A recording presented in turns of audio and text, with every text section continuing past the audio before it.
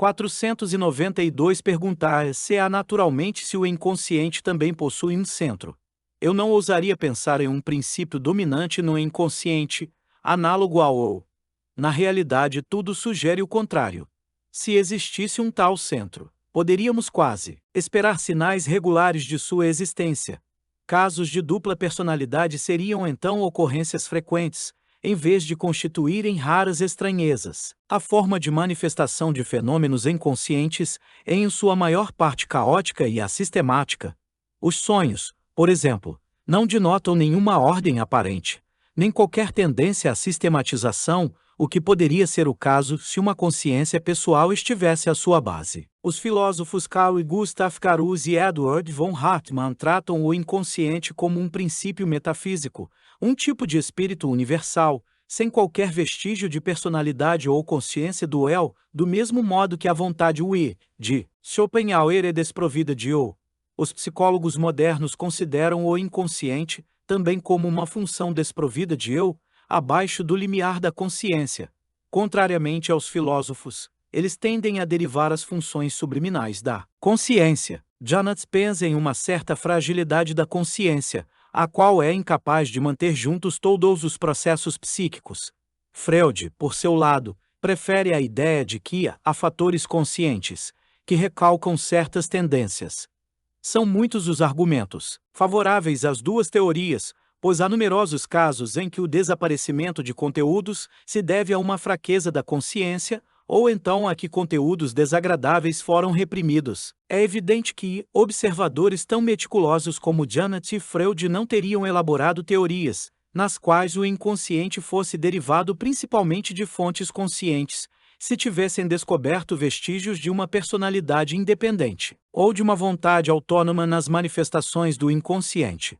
493. Se o inconsciente fosse constituído realmente apenas de conteúdos casualmente privados de consciência, não se distinguindo em outros aspectos do material consciente, poderíamos identificar de modo aproximado ou com a totalidade da psique. Na realidade, porém, a situação não é assim tão simples. Ambas as teorias baseiam-se em experiências no campo da neurose. Nenhum desses autores tinha experiência específica no campo da psiquiatria. Se a tivessem, com certeza, teriam sido impressionados com o fato de que o inconsciente apresenta conteúdos completamente diversos da consciência, tão estranhos que ninguém os pode compreender, nem o paciente, nem seu médico. O doente é inundado por uma maré de pensamentos tão estranhos para ele como para a pessoa normal. Por isso o primeiro é chamado louco. Não conseguimos entender suas ideias. Só entendemos algo cujos pressupostos conhecemos. No entanto, no caso em questão, tais pressupostos estão de tal modo afastados de nossa consciência, como estavam na mente do paciente antes que enlouquecesse. Se não fosse assim, ele jamais se teria tornado um doente (494) de fato. Não há domínio algum que conhecemos, do qual pudéssemos derivar certas ideias patológicas. Não se trata de uma questão de conteúdos mais ou menos normais que tivessem sido ocasionalmente privados da consciência. Pelo contrário, trata-se de produtos cuja natureza é de início completamente desconhecida. Eles diferenciam-se sob todos os aspectos do material neurótico, o qual não pode ser considerado completamente bizarro. O material de uma neurose é humanamente compreensível, ou de uma psicose, porém não o é.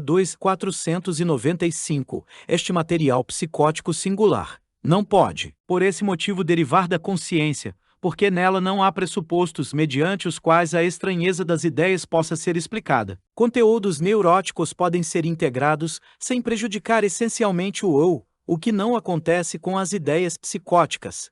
Elas permanecem inacessíveis e a consciência do eu é sufocada por elas. Estas têm até mesmo uma tendência de sorver o eu em seu sistema. 496. Tais casos provam que, em certas circunstâncias, o inconsciente é capaz de assumir o papel do eu. As consequências dessa inversão acarretam insanidade e confusão, pois o inconsciente não é uma segunda personalidade, com um funcionamento organizado e centralizado, mas provavelmente uma soma descentralizada de processos psíquicos. Na realidade, nada do que o espírito humano produz está fora do ambiente psíquico. Mesmo a ideia mais louca deve corresponder a algo existente na psique. Não podemos supor que certas mentes contenham elementos que não existam de modo algum em outras. Não podemos também presumir que o inconsciente possua a capacidade de tornar-se autônomo apenas em algumas pessoas, notadamente nas que são predispostas à doença mental. É bem provável que a tendência à autonomia seja uma peculiaridade, mais ou menos geral, do inconsciente. A perturbação mental é, em certo sentido, apenas um exemplo que se destaca de uma realidade, a qual, no entanto, tem um caráter genérico. A tendência à autonomia é denunciada em primeiro lugar por estados afetivos, que também ocorrem em pessoas normais. Quando se dá um estado emocional intenso, dizemos ou fazemos coisas que ultrapassam a medida usual? Não é preciso muito. Amor e ódio, alegria e tristeza bastam muitas vezes para acarretar uma troca entre o eu e o inconsciente.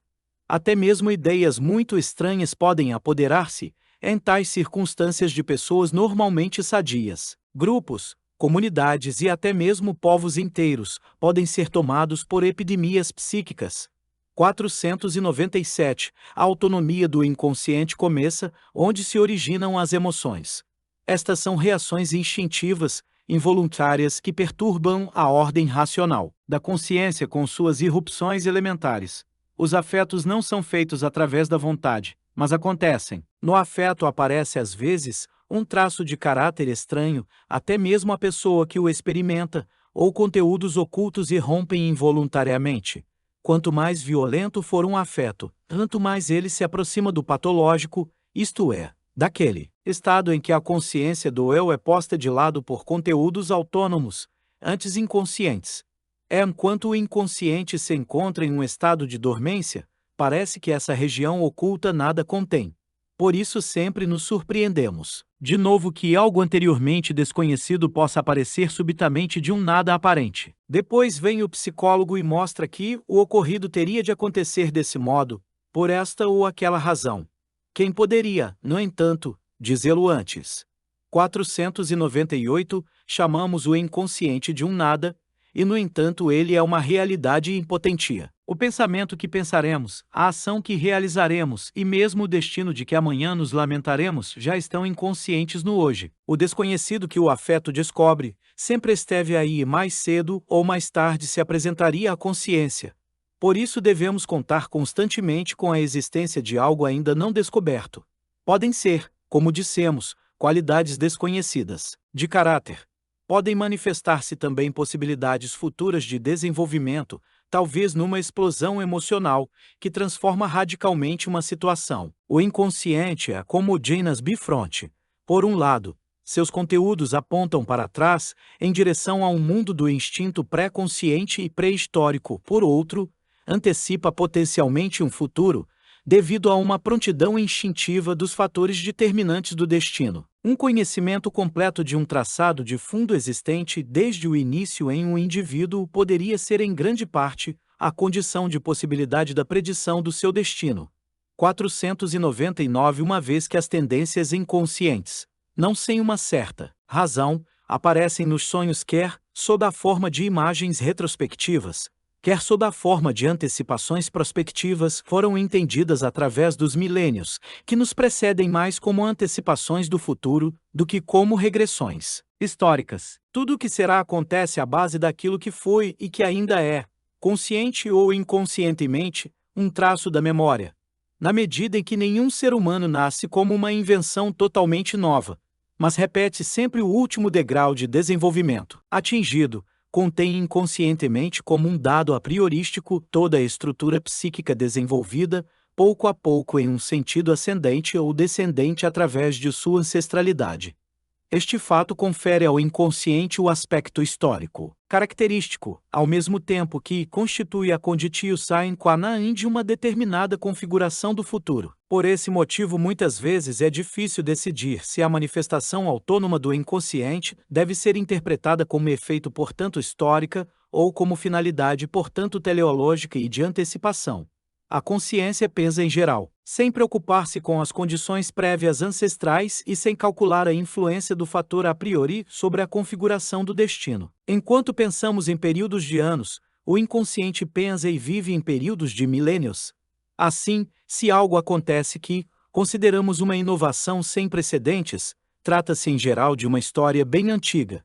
Esquecemos sempre o que aconteceu ontem, tal como as crianças. Vivemos ainda em um maravilhoso mundo novo, em que o ser humano se considera espantosamente novo e moderno. Tal estado é prova inequívoca da juventude da consciência humana, que ignora seus antecedentes históricos.